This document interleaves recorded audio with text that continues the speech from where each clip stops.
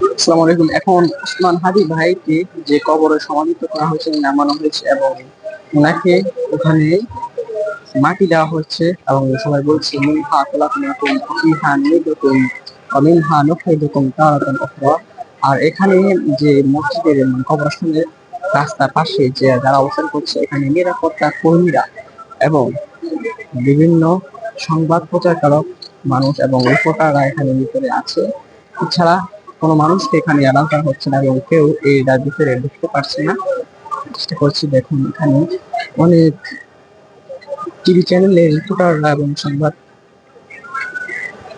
যে আপনার প্রদানকারী কর্মীরা আছে। আর এখানে দেখুন সবাই ক্যামেরা নিয়ে উপস্থিত আছে। আর এখানে র্যাব, পুলিশ, বিজিবি, স্বেচ্ছাসেবক বাহিনী সহ অনেককে এখানে অবস্থান করা হয়েছে।